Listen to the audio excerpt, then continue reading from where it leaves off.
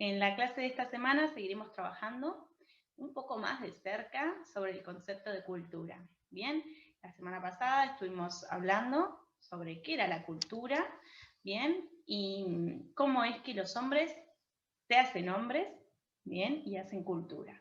Es decir, el hombre, el animal, este hombre que es un ser biológico, al adaptarse al medio y construir un ambiente social, ¿sí? Lo que hace es transformar la naturaleza y con ello construir cultura. Este aquí que nos había costado poder definir qué era la cultura y habíamos dicho que podemos ir entrándole desde diferentes lugares al concepto, ir viendo distintas aristas, ¿bien? En definitiva era lo que el hombre crea y produce, lo que es opuesto a la naturaleza, la manifestación del arte y por ahí un poco más cerca a lo que también piensa Gramsci y García Canclini sobre esta posibilidad de transformar el mundo que lo rodea, ¿bien? Que es la cultura. El hombre tiene esta capacidad innata, o no sé, lo estaremos investigando, bien, de transformar el mundo que lo rodea. Bueno, ahora, ¿por qué se nos hace difícil entonces, si todos entendemos, conocemos el concepto de cultura, definirlo? Y porque el concepto de cultura es un concepto paradójico en sí mismo, ¿sí? Una paradoja es una contradicción, es un concepto contradictorio de cultura. Y vamos a ver que el autor que leemos esta semana, que es Herzog, plantea una serie de paradojas para entender estas dificultades que se nos presentan a la hora de definir cultura y así poder acercarnos un poco más al concepto. ¿Bien? Primero va a decirnos que la cultura es universal y a la vez, en el mismo momento que es universal, también es particular. ¿Y esto cómo puede ser? Sí, es muy paradójico y es muy contradictorio. Sí. ¿Por qué? Porque la cultura es universal, porque está en todos nosotros. ¿Sí? Todos los hombres tenemos la capacidad de hacer cultura. Bien, eso nos hace que sea universal, que se corresponde a el universo de los hombres. Bien, ahora, también es particular. ¿Por qué? Porque las culturas surgen, ¿sí?, del cúmulo de la experiencia de cada sociedad. Entonces, lo que es universal es que todos los hombres hacen cultura. Ahora, ¿cómo cada grupo de hombres a nivel social construyen esa cultura? Es lo que es particular. ¿Bien? Esta es la primera paradoja. La segunda paradoja es que es dinámica, ¿sí?, pero a la vez es estable. Bien, de nuevo, es dinámica y es estable. Dinámico significa que algo cambia. Bien, la cultura, para no extinguirse, para no morir, ¿sí?, debe ser dinámica, debe adaptarse. Bien, el hombre transforma permanentemente su propia cultura. ¿Por qué? Porque digamos, lo va acompañando en el transcurso de la existencia de la humanidad. Entonces va cambiando las culturas de los hombres, obvio, ¿sí? No es lo mismo lo que culturalmente pensábamos hace 100 años que lo que pensamos hoy. Bien, y sobre todo a partir de la cuestión tecnológica que vino a cambiar nuestras vidas. Bien, pero a la vez la cultura necesita ser un poquito estable, ¿sí? ¿Por qué? Porque la cultura, para no morir, además de cambiar, ¿sí?, debe tener algo que sea permanente, un núcleo, ¿sí?, vamos a decir. Ese núcleo es permanente y eso es lo que se transmite de generación en generación. Es eso que nuestros padres nos han heredado y sus padres lo habían heredado de ellos y así, así, así. Bien, es eso que viene de una larga data de vida social que está muy unido, muy vinculado al lenguaje, ¿sí? Entonces, esto que es estable, lo que hace es que pueda ser transmitida de generación en generación y la cultura no desaparezca. Entonces, tiene que ser dinámica para no desaparecer, pero también tiene que ser estable para no desaparecer. ¿Bien? Por eso es paradójica, porque, ¿cómo puede ser? Pero sí, porque hay algo de la cultura que debe modificarse para no extinguirse.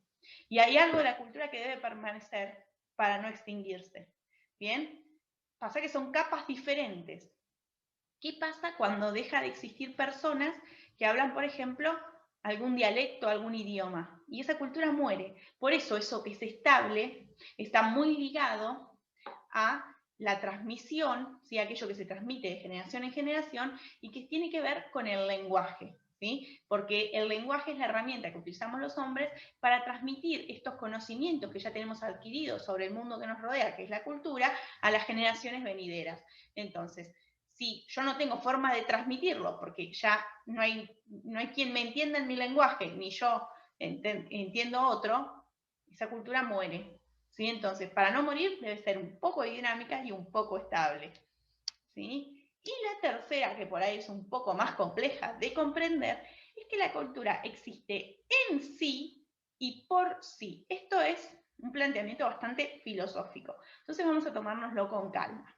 Vamos a pensar primero cada parte y después comparar, como hicimos con las anteriores paradojas. La cultura es en sí, porque en sí misma es un ente autónomo. Bien, filosóficamente hablando, existe la cultura, es autónoma. Bien, y esa cultura, ¿sí? Es el medio en el cual los hombres se desarrollan. Entonces, la cultura vendría a ser como aquello que engloba la existencia de los hombres. Por eso es en sí. Bien, los hombres están inmersos en esa cultura que es externa a ellos. Pero también la cultura es por sí, porque la cultura no podría existir si no existen los hombres. Bien, entonces, ¿qué es lo que va a pasar? La cultura también es parte de los hombres.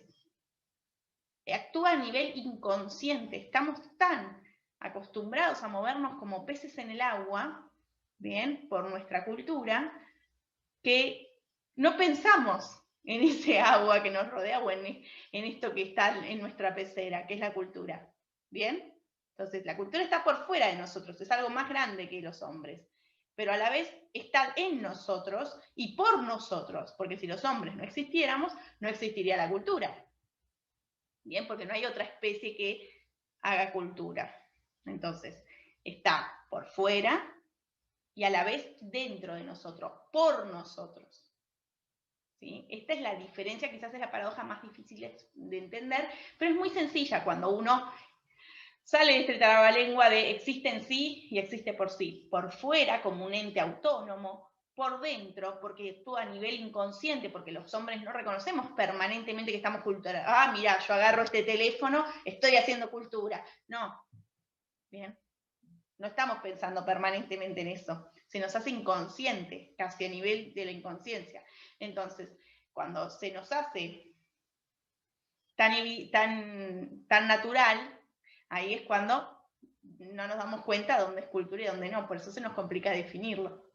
Bien, pero cultura es toda la creación de los hombres, dice Canclini. Entonces, todo lo que los hombres crean, producen, bien, va a ser cultura. Entonces, va a existir por fuera de nosotros esa cultura y también por dentro, ¿sí? Por nosotros mismos. Ahora, vamos a leer otro texto que se trata sobre las jerarquías sociales. Antes vamos a aclarar alguna cuestión. Bien, jerarquía lo utilizamos el concepto en esta materia como no superior inferior, ¿sí? Sino como una lucha, una tensión.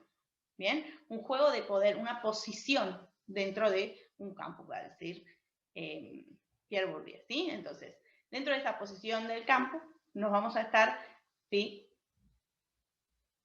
presentando de acuerdo a nuestra jerarquía. Bien, es una posición. Ahora, ¿por qué vamos a hablar de estas jerarquías?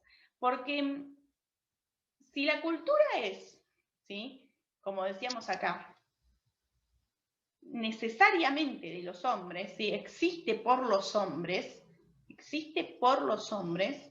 ¿sí?, entonces esos hombres que son sujetos sociales se van a relacionar, ¿bien? Entonces la cultura y las relaciones sociales no las puedo separar, están, ¿sí?, unidas.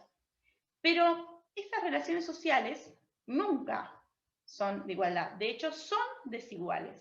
Entonces, como existen jerarquías sociales, porque existen estas posiciones, bien, de lucha, también van a existir jerarquías culturales. Entonces, como la cultura no no se puede separar de las relaciones sociales. Así como existen jerarquías sociales, van a existir jerarquías culturales. Bien. Ahora, en la clase de esta semana vamos a trabajar cuatro miradas sobre las jerarquías culturales, 4 maneras de analizar estas jerarquías culturales. La primera es la diferencia, ¿sí?, entre culturas dominadas y culturas dominantes. Bien. La cultura dominada la cultura dominante, ya me estaba averiguando. La cultura dominante es aquella que es la que tiene el poder, ¿bien? Por eso es la cultura hegemónica en términos de Gramsci. La que tiene el poder, ¿sí? No es que que las culturas dominadas son superiores, ¿sí?, ni por naturaleza, ni por la fuerza, ni por nada, sino por el poder son superiores con respecto a las dominantes, ¿bien? Y ojo, porque creer que aquella cultura que es dominante es una cultura, ¿sí?, que puede anular cualquier capacidad creativa de praxis, ¿bien?, de transformar el mundo en las culturas dominadas, es así, no, ¿bien? Las culturas dominadas también transforman a la cultura dominante. Ojo. Y acá yo pongo un ejemplo propio de la historia del arte. Esta es una de las famosas Virgen del Cerro. Yo les voy a contar una historia. ¿Vieron cuando existió la conquista de América? Mucho tiempo después se establecieron, ¿no?, el sistema con los virreinatos, el sistema de Mica y demás, y también vinieron al país las distintas, lo que hoy es nuestro país, al territorio, ¿sí?, de la colonia, vinieron distintas órdenes sacerdotales. Entre ellas estaban los jesuitas. Bien, los jesuitas tenían como misión aquellos seres, porque ni siquiera eran personas, no se los reconocía como con esa dignidad, aquellos seres que parecían como niños, que eran los indígenas, para ellos los llamados indios, ¿sí?, educarlos. ¿Y qué había que educarlos? Educarlos en la fe. ¿Qué pasa? No conocemos el lenguaje, no hablamos el mismo idioma entre los que se bajan del barco y los que son autóctonos de estas tierras. Entonces van a utilizar las imágenes para enseñarle a estos sujetos. Estas imágenes las van a producir los mismos sujetos, ¿eh? Entonces, va a existir algo que no tiene que ver con la asimilación cultural, sino que tiene que ver un poco con una resistencia. Bien, ustedes saben que para los pueblos originarios la naturaleza, la madre tierra, es la madre, ¿bien? Es la madre de todas las cosas. Y para los cristianos, María es la madre, ¿bien? Entonces, fíjense cómo está representado el manto de la Virgen. Si no se parece mucho, mucho, mucho a una montaña. ¿Bien? Entonces, la Pachamama está representada igual dentro de un cuadro donde se encuentra Dios, Cristo, María Santísima, los reyes, ¿sí?, el mundo de la conquista y demás, pero María es María o la del Cerro, ¿sí? Bien, es la Pachamama, la madre. Entonces, cuando la cultura dominada se encuentra en esa posición, no es que está completamente alienada, ¿sí?, que tiene un velo que no le permite hacer nada, sino que va a arbitrar los medios, esa cultura dominada, para poder romper un poco con esa hegemonía y transformar, aunque sea mínimamente, en un pequeño cuadrito, ¿sí?, esta cuestión. Bien, entonces siempre, aunque sea cultura dominada o cultura dominante, hay praxis, hay transformación. Bien, porque el concepto de transformación viene unido necesariamente a la idea de cultura. Entonces, aunque sea dominada o sea dominante, las culturas transforman. Entonces, a pesar de que esas culturas sean dominadas, ¿sí?, por un poder hegemónico, que es la cultura dominante, igualmente, bien, tienen una capacidad de cambio, ¿sí?, no la pierden, no se agota, no es que, listo, chau, le sacaron todo. Bien. La siguiente es la categoría de culturas populares en versus a las culturas, vamos a llamarlas de élite. Bien, ojo, creer que las altas culturas, ¿no?, son esas que representan, digamos, aquello que es completamente aurático, en el sentido de lo original, lo mejor, ¿bien? Es una cuestión ahí, una cuestión que podemos trabajar, que vamos a trabajar en la clase que viene. Pero las culturas populares, ¿bien? No son una versión como de feria, trucha, ¿sí? De la cultura dominante de la alta cultura, ¿bien? Tampoco es que las culturas populares son la representación de la verdadera cultura, ¿eh? No, ¿sí? Las relaciones entre culturas populares y culturas de élite, en realidad, funcionan como una especie de collage, ahora que ustedes ya saben exactamente qué es un collage, ¿no? Esto de la superposición. Entonces, funcionan un poco como un collage, ¿no? Entonces hay relaciones de dominación, hay un poco de autenticidad, un poco de la alta cultura. Es un gran empaste esta jerarquía cultural, ¿bien? Entonces, las relaciones entre culturas populares y culturas de élite van a ser la siguiente, ¿sí? Jerarquía cultural que analizaremos, ¿bien? Entonces, tenemos, por un lado, la primera jerarquía, que es dominada, dominante. La segunda es culturas populares, culturas de élite, o de alta, ¿sí? O alta cultura. Y la que sigue es la cultura de y la cultura para las masas. Bien, entonces, la cultura para las masas es aquella cultura que se produce desde los medios de comunicación masivos para, ¿sí? el universo de los hombres. Entonces, es una cultura que no busca un ser pensante, sino que busca un ser que la tome, ¿sí? Un hombre que la tome, la reinterprete quizás, ¿sí? Y la vuelva, ¿sí? Al mundo. Entonces, es una cultura que está producida simplemente para este entretenimiento, vamos a decir, ¿sí? No es no hay un pensamiento crítico en torno a la cultura para las masas. Bien, pensemos, las masas en términos de Ortega y Gasset son las masas que cosean, o sea, sujetos no pensantes.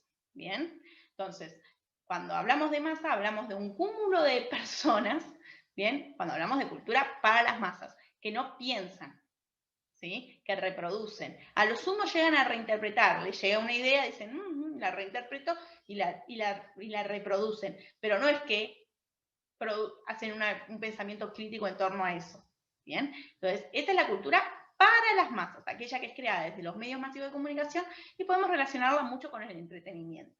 Ahora, la cultura de masas, ¿bien? No es la cultura de todos los hombres, ¿bien? Pero es aquella que tiene que ver con la construcción de identidades colectivas. Cuando a veces, de vez en cuando, las sociedades permiten, ¿sí?, que se desarrolle esta cultura de masas, no para las masas, de masas, cuando hay ciertos sucesos, ¿no? Cuando por una cuestión que nos identifica a toda la sociedad, actuamos a nivel de masa, ¿bien? Pero, por ejemplo, ¿no? El Mundial de Fútbol es una cultura de masas. ¿Por qué? Porque tiene que ver con una identidad colectiva. Los argentinos nos unimos, se nos olvida la grieta. Bueno, puede ser que haya grieta si juega o no Messi, si es bueno o no, mejor que Maradona, pero bueno, eso yo no lo sé. Yo no soy especialista en fútbol, ¿bien?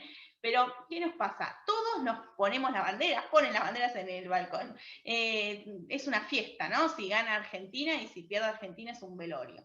Entonces, ¿qué pasa? Actuamos en forma de masa. ¿Por qué? Porque hay algo que a todos los otros, como sujetos pertenecientes a la sociedad argentina, nos atraviesa, ¿sí? Que es esta identidad de argentinos, sobre todo en relación al fútbol. Es un ejemplo muy fácil este, ¿bien? Entonces, esta jerarquía va a estar representada a dos niveles. En una, ¿sí? Cuando pensamos para las masas. Entonces, cuando hay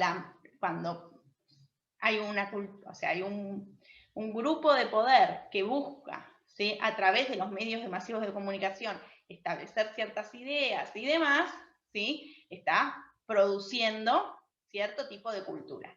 Y ahora hay otra que funciona quizás un poco más a nivel de lo popular, en el sentido de que es más accesible para todos, que no es necesario ir al cine ni nada, porque incluimos entre los medios masivos de comunicación el cine. Bien, hoy se ha dado una amplitud, gracias a Dios, al acceso a la comunicación, a la información. Entonces, esto por ahí ha quedado un poco viejo, esta separación, pero bueno, vamos a decir que la cultura de masas es esta donde actuamos todos juntos en torno a algo que nos identifica, ¿bien? O algo que también nos, como pasó al inicio de la pandemia, ¿no? Actuamos a nivel de masa en el sentido de que respetamos cuando todos a las 9 de la noche aplaudían a los médicos, ¿no? Eso que pasó como hace, parece 3 años, pero no, hace un año, ¿sí? Eso, y aplaudíamos todos y todos felicitábamos. ¿Por qué? Porque está dentro de nuestra identidad colectiva y comprendíamos que actuando juntos los argentinos tenemos muy de esto, ¿no? De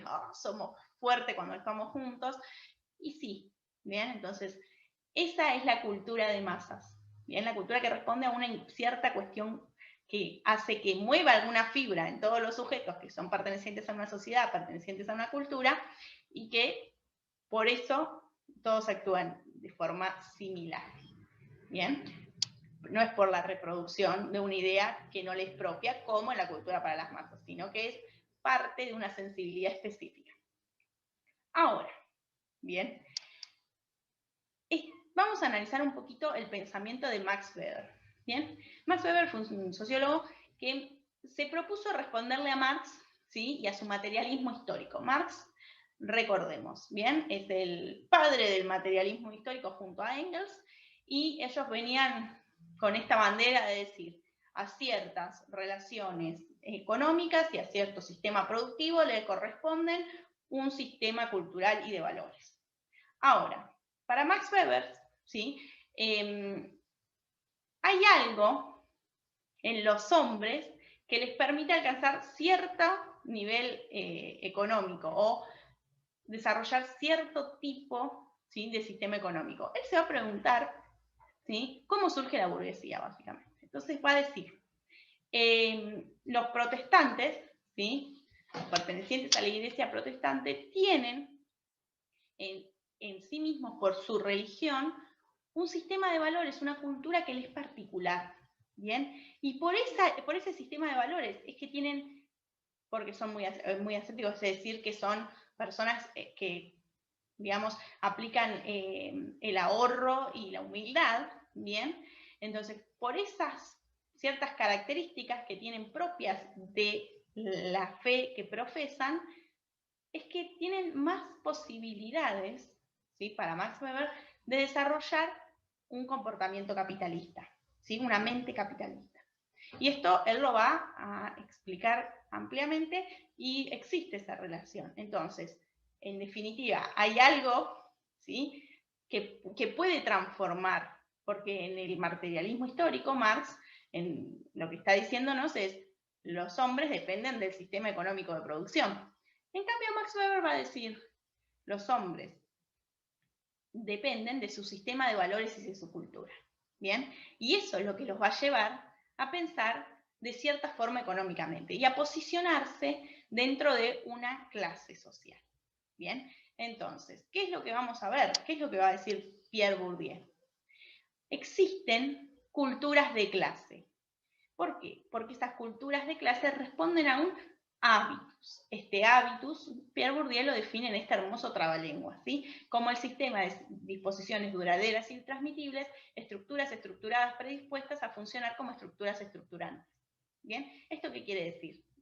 Lo vamos a ver la semana que viene, ustedes tranquilos. Pero básicamente, Pierre Bourdieu lo que nos está diciendo es que a cierto sistema de valor, cultura, modelo de comportamiento de una clase social, le corresponde, digamos, una cultura de clase. Entonces, a cada clase le corresponde una cultura de clase.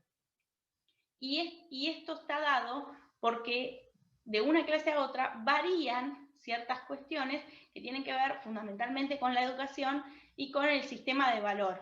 Entonces, para la clase obrera va a existir una cultura de clase, para la clase de élite va a existir otra, para la clase burguesa otra, ¿sí? Entonces, a cada clase se les corresponde una cultura, unos ciertos modos de ser y de pertenecer. Eso es lo que les corresponde. Entonces, para ser y pertenecer en la cultura de élite, ¿no?, va a depender mucho a qué colegio fuiste, vamos a ponerlo así o qué ropa usás, ¿bien? O qué consumos culturales realizás, si viajás al exterior o no, por ejemplo.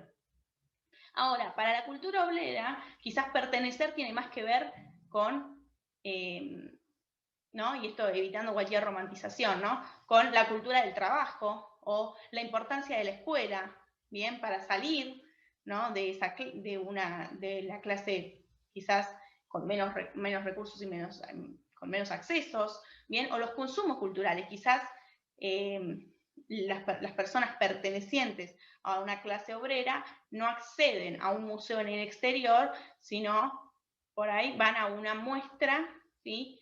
Que se realiza en la plaza del barrio. ¿Bien? Esos son los consumos culturales que tienen que ver con nuestras posiciones dentro de las clases sociales.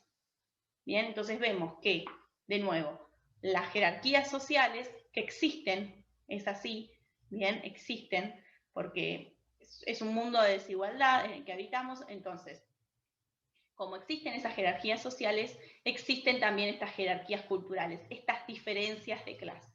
Sobre esto vamos a estar trabajando en el punto B del trabajo práctico número 4. Así que los dejo ahora. Después de esto que fue muy largo y por ahí fue muy tedioso, los dejo ahora con toda la explicación escrita, un test de lectura que tienen un poquito más largo el tiempo y el trabajo práctico número 4. En el trabajo práctico número 4 encontrarán un video que explica la consigna, esperando poder ayudarlos, ¿sí? en la cursada y el entendimiento, ¿sí? De las distintas actividades. Cualquier duda, como siempre, me escriben por cafetería. Cuídense mucho y les doy un besito. Adiós.